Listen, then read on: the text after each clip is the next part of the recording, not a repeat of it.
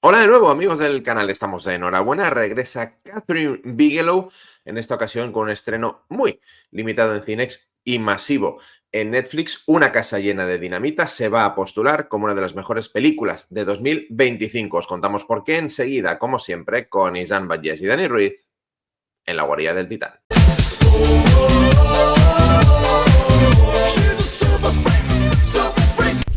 Entra con nosotros en la guarida del Titán. Que Catherine Bigelow estrene película siempre es una buena noticia. Ahora hacía, si no recuerdo mal, 7 años que no teníamos nada de la realizadora estadounidense, pero Isan, menudo regreso por todo lo alto, aunque, como ya he leído por ahí, un poco encorsetada en cuanto a distribución por la N roja, que estas cosas pues no las hace muy bien. También podemos hablar de este tema, sí, nos da tiempo, también podemos hablar de este tema, pero lo de Catherine Bigelow siempre es una celebración. A mí me sabe mal decir que es una de las mejores directoras de esta generación o de su generación, porque claro, acota un poquito el mejores directoras, ¿no? Del rango femenino, no, mejores directoras de todos los directores que existen. Nos vamos muchas veces pues a Christopher Nolan, a Denis Villeneuve, nos ponemos todos en esa mesa de los grandes directores a comer, pero cuando Catherine Bigelow hace una película, está sentando cátedra y está mostrando a toda esa gran volumen de directores que ella también está ahí y evidentemente se sientan en ese sitio para comer mientras todos se ponen en pie y dicen, por favor, señora Bigelow, siéntese con nosotros. Cero dudas. Y con esta película, con una casa llena de dinamita, además, Isan vuelve a un terreno en el que ella se siente tremendamente cómoda.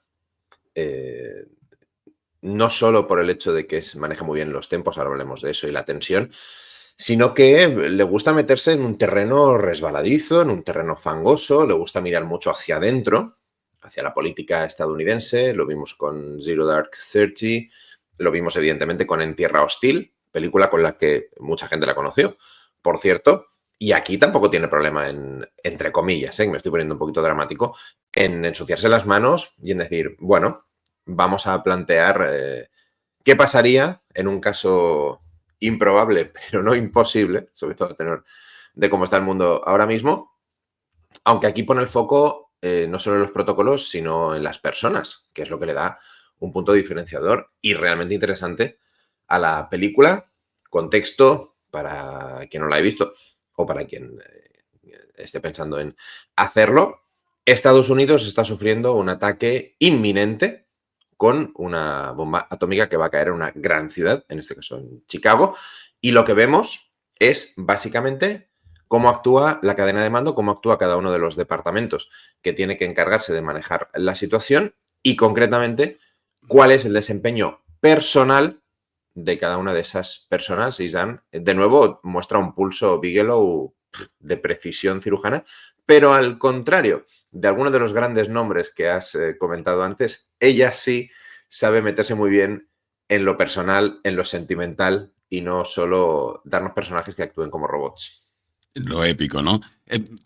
Has comentado muy bien esto de meterse dentro de las vergüenzas, podríamos decir, de los Estados Unidos, sobre todo desde este punto de vista más militar, más político. Es muy interesante porque yo creo que Catherine Bigelow y Noah Oppenheim, que es el guionista que nos dio también esta serie de Día Cero a principios de año con Robert De Niro, son muy patriotas, ¿no? Porque es un cine muy patriótico, pero no es un cine heroico, no es un cine de somos lo más y lo podemos hacer todos, sino somos muy guays, pero También la somos los cagamos. adalides de la moral, porque muchas veces sí que es como adalides Sí. de la moral. Catherine Bigelow le encanta, pero tenemos fallos, tenemos problemas y tenemos que solucionarlos. Y aquí, evidentemente, pues lo plasma muy bien con un elenco realmente espectacular. Yo creo que es una película también que hará enfadar un poquito a la gente por el final, sobre todo.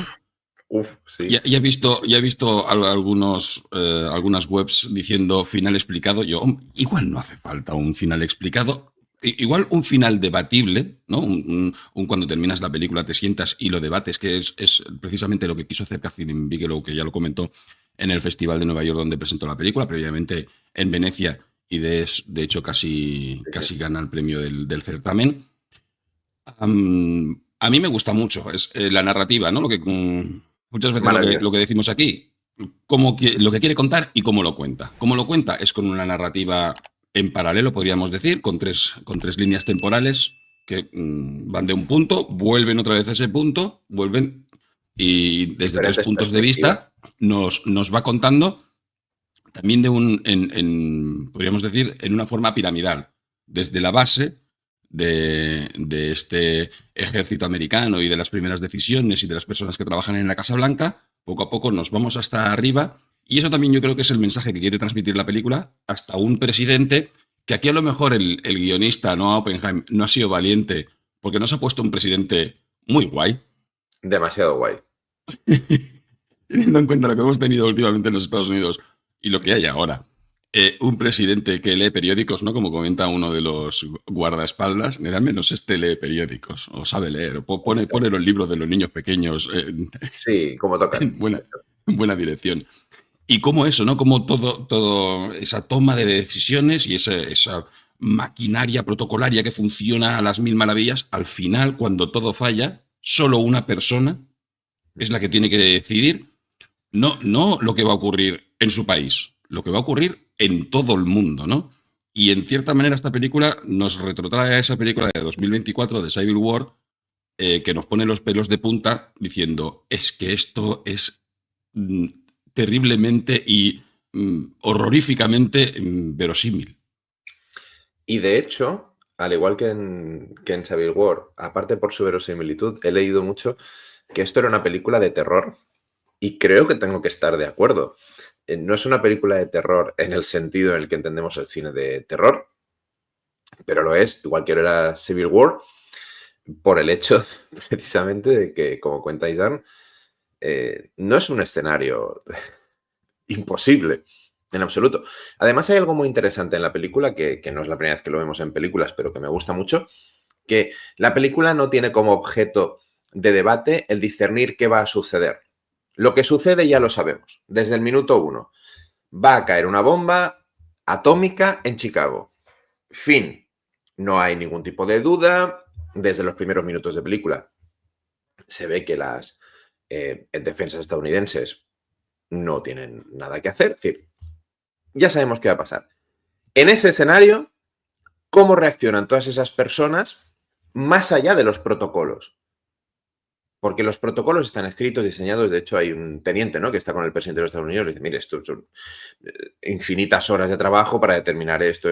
Sí, pero al final hay gente que tiene que tomar decisiones y esas decisiones están sujetas, más allá del protocolo, a reacciones emocionales, personales, sesgos morales, evidentemente, porque hay algo que me gusta mucho y lo hace muy bien Bigelow, que confronta las decisiones que toma gente que está en la Casa Blanca, por ejemplo, en los gabinetes de crisis, que tiene ese vínculo personal. Concretamente, vemos también una reacción brutal del secretario de Defensa, ligadas a ciertas cuestiones morales, o con uno de los generales que dice, no, hay que bombardear a todo el mundo y si nos van a pegar un castañazo a nosotros, esta ciudad ya la hemos perdido, bueno, ¿ahora qué vamos a hacer? Pues ahora vamos nosotros a ir a meter petardazos a todo Dios. Y eso lo maneja muy bien Catherine Bigelow. Y me encanta cómo muestra cada uno de los personajes, porque la película tiene varios focos, su actuación, más allá de lo técnico, de lo protocolario, de lo que se espera del presidente de los Estados Unidos, porque va en el Air Force One y él mismo va a desmantelar con sus propias manos una célula antiterrorista. Pues no, pues es gente que duda, que se asusta, que tiene mujer, marido, hijos, hijas, sus condiciones personales, y ahí es donde brilla. Ahí es donde brilla, precisamente por lo que tú decías, porque no hay épica, no hay heroísmo.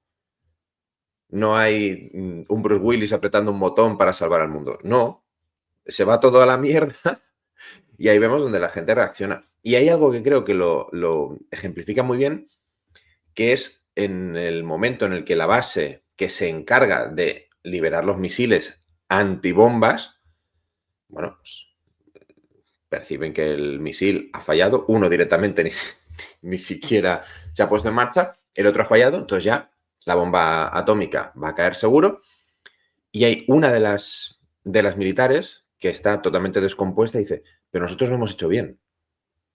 Ese esa búsqueda, ¿no? de la paz o de la tranquilidad, es decir, yo he cumplido con mi parte del protocolo. Es decir, no podía haber hecho más. Es una especie de justificación previa al desastre que está por venir, ¿no? Entiendo que, pues, en el fondo, arrasada por la culpa, intentando buscar aliados sentimentales o emocionales, es decir, nosotros no la hemos cagado. Ahora ya, es una escena tremendamente potente y que creo que ejemplifica muy bien el gran trabajo de Bigelow a la hora de mostrarnos precisamente eso, las caras personales y emocionales de los protagonistas, más allá de los golpes de pecho, la bandera estadounidense ondeando a cámara lenta y todo eso que está muy visto. O sea, el girito de tuerca que hace aquí Catherine Bigelow es magistral, absolutamente magistral. Después de eso también hay un momento que ejemplifica lo que es un guión bien escrito, denso.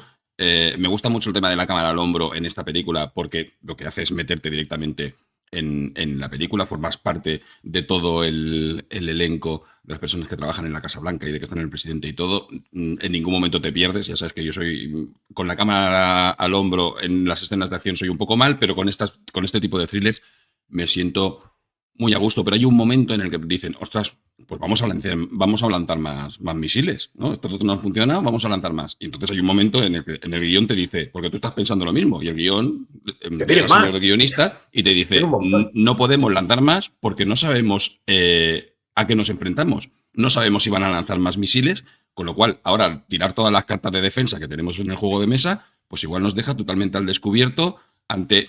Que eso también, por eso hablamos de la verosimilitud, ¿no? En estos momentos geopolíticos en los que vivimos, en este momento en el que países de Oriente Medio se están moviendo, Corea del Norte no sabemos lo que hace, Rusia parece que sí, pero no, y a saber quién, ¿no?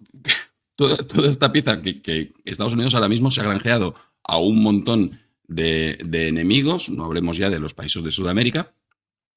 Y bueno, pues sí, evidentemente no saben si están luchando solo contra un misil, solo contra un país o contra una coalición de países y contra varios misiles, o si uno de los países aprovechará la coyuntura de ese ataque con una defensa masiva que dejará en bragas al país. Entonces te lo está contando perfectamente en todo momento. Y luego también Catherine Bigelow hay un momento que me gusta mucho porque se vuelve juguetona en este thriller que está todo muy bien contado, pero hay una escena en la que hay un señor que no sabemos quién es, que aparece por primera vez en pantalla, que tiene cara así como de sospechoso, dentro de la Casa Blanca, esperando al presidente y que le da una patadita a un maletín. Increíble. Y tú en ese momento dices, ¡ojo! Espera un momento, que yo pensaba que estaba viendo una cosa y estoy viendo otra. Hay que hacer en Miguel, dice, voy a volverme juguetona, porque luego evidentemente no pasa nada. Ese hombre forma parte de lo que está siendo realmente la estructura de la película, pero tú en un momento dado dices, me voy a echar para adelante porque creo que estoy viendo un thriller que va a acabar en una película de acción con Idris Elba, pues lo que decías tú antes, ¿no? Arrancándose las mangas de la americana y repartiendo estopa a troche y moche. No es el caso. Desde luego que no, y por suerte no. También te sirve para ver un poquito cómo funcionan, ¿no? Esos protocolos y esas cadenas de mando. Está todo muy bien establecido y ese personaje en concreto me gustó mucho porque desconocía que había la figura de un teniente de la Marina que está en la Casa Blanca solo por si hay un follón gordísimo. Por si hay que cocinar, como él dice, sí, ¿no? Pues mira, ahí está. Permíteme volver un segundito a la narrativa porque es una narrativa en bucle, es circular. Vamos del punto A al punto B, volvemos al punto A al punto B, volvemos al punto A al punto B desde diferentes perspectivas, pero también, como decías antes, Isan, Catherine Bigelow es tremendamente hábil porque no te puedes perder. Y no le hacen falta recursos gráficos, ¿no? 11:00. No. Sabes en todo momento en qué punto estás y cómo se va desarrollando. Por los diálogos, ¿no? Claro. Vas acordándote de los diálogos. Y me encanta algo que ha plasmado súper bien, que es la reacción de cada uno de los personajes al momento cumbre, porque la escalada es muy rápida. Y me encanta, ¿no? Cuando pone el foco en cada uno de ellos, cómo llega uno a la oficina, jaja, ¿viste el partido anoche? No sé qué, tal y cual. La otra que si el hijo está enfermo. el otro que si no sé qué, tengo una reunión o tengo que hacer la pelota no sé quién a un senador que ha apoyado mi campaña. Estas cositas, y ahí, cuando ya va acercando el foco y cuando ya el pastel se destapa del todo, de nuevo, es donde brilla totalmente en el desarrollo de los personajes. Por eso, ¿no? Por los miedos, las dudas, las incertidumbres. El personaje de Idris Elba, que es el presidente, creo que tiene algunos de los momentos más memorables en el sentido, ¿no? Cuando le dice a sus órdenes y dice a mis órdenes, ¿no? Y hay un momento, Isán, en el que él se va trasladando en coche y le pregunta al secretario de Defensa, ¿cómo funciona esto? Y el secretario de Defensa le dice, no tengo ni puta idea de cómo funciona esto. Y me gusta porque el presidente explica, bueno, a mí me han metido charlas sobre el Tribunal Supremo, sobre los jueces, sobre no sé qué, sobre los... tal, pero claro, de bomba nuclear que me van a explotar a 10 kilómetros de mi jardín, no me han contado nada. Y dice, bueno, es que nos vamos de lo probable a lo improbable, evidentemente. Es decir, estas cositas, como tú decías, son verosímiles. Es decir, claro, no le van a contar al hombre 50 reuniones de 10 horas sobre cómo funciona un protocolo por si te cae una bomba atómica, porque no esperas que eso vaya a suceder nunca. Y en esas dudas, en ese componente humano es donde a mí la película me ha ganado absolutamente, ¿no? En la sala de crisis, oye, pues los móviles se dejan fuera, sí, pero se dejan fuera hasta que yo tengo que llamar a mi mujer y decirle, se pele de aquí, que entonces me paso el protocolo por el Arco del Triunfo y ya está, ¿no? Y la escena del secretario de Defensa diciendo, mi hija vive en Chicago, que es donde va a caer la bomba, habla con su hija, ¿estás acompañada? Sí, vale, la mujer ha fallecido hace poco. Y él dice, mira, yo no me voy a subir a ningún helicóptero, pero desde el aeropuerto que está en el piso 55 me parece un lugar estupendo. Y en ese primer momento puedes pensar, pero ¿dónde vas? Bueno, no te hace falta ningún discurso melodramático, ¿verdad? Que esto también es un recurso habitual. No te hace falta una voz en off diciéndote que el señor... No, te lo han contado perfectamente y muy resumido. La hija va a palmar por la bomba. La mujer ha fallecido hace poco.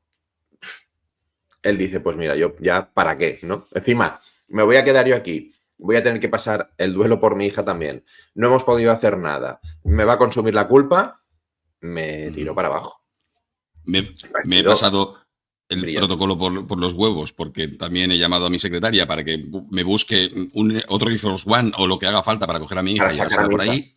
Sí, sí. He llamado por teléfono y no le he podido decir lo que está ocurriendo, simplemente me ha alegrado porque ahora está saliendo con un chico y es feliz. Pues sí, o sea, a mí me parece absolutamente también verosímil en este caso la triste decisión del actor Jared Harris interpretando al secretario de Defensa, Sí, que también esto hay que comentarlo, que el elenco es realmente espectacular. uf, Idris Elba ya lo hemos comentado antes, pero también Rebecca Ferguson, Jared Harris, Tracy Letts, en fin, un montón de actores súper conocidos que además lo hacen a las mil maravillas.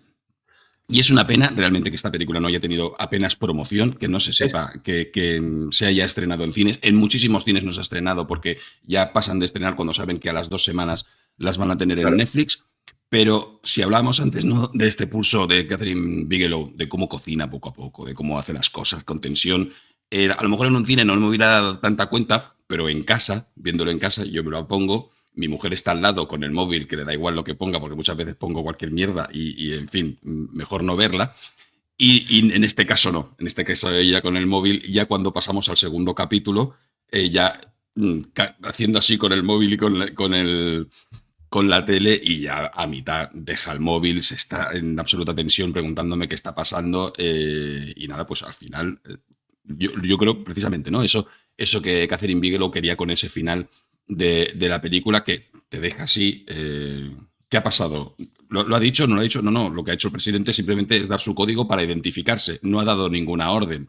Entendemos que Chicago ha sido arrasada Bueno, más allá de esa pequeña frase de bueno, a veces las ojivas fallan. Hombre, pues si confiamos en eso, mal, ¿no? sí, Entonces, pero a partir de ahí hubo una conversación muy interesante, tanto de la película como de lo que podría pasar, como de cómo hemos visto nosotros la película, que creo que correcto. eso también es cine, ¿no? Muchas veces hacernos pensar una vez hemos visto una película. Y en no caer en lo fácil, que esto lo hizo muy bien Alex Garland en Civil War, decir, no, los malos son estos. No. El misil ha superado las defensas de Estados Unidos, no se sabe de dónde viene, como tú decías antes, no sabe si es un país, si son muchos, si es un ataque coordinado, si es un error, si va a suceder más veces, no se sabe nada, no se sabe cuáles van a ser las represalias, si va a haber represalias, no se sabe, no lo sabe, porque el objetivo de la película no es ese. No dice qué malos son los norcoreanos, ¿eh?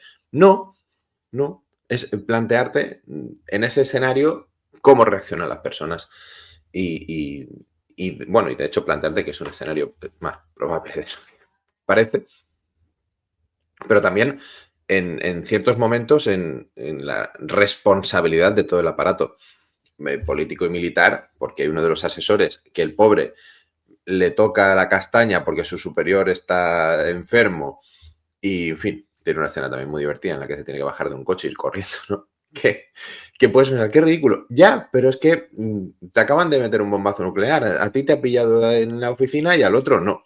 Y va corriendo con el móvil.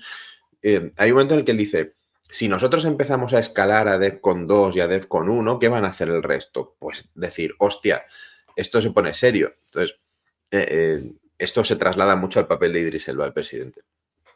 Esa responsabilidad. No, es que tenemos que reaccionar. Ya, pero es que a lo mejor eso genera una caída de fichas de dominó y empeoramos la situación. Bueno, tremendamente hábil Catherine Bigelow. Yo creo que podríamos dedicar unos minutos en otro vídeo a hablar de las políticas de mierda de Netflix, porque esta película, sin duda, merecía muchísimo más. No sé para ti, Jan, va a estar en mi pugna a falta de todavía 2 meses. No sé si es top 5 o top 3 películas del año, ¿eh? Ahí estará, una película que teníamos fuera del radar y que bueno, pues que sí, evidentemente se planta en el top 10 seguro, hablaremos de ella en ese recordatorio de lo que hemos visto en 2005 que más nos ha gustado.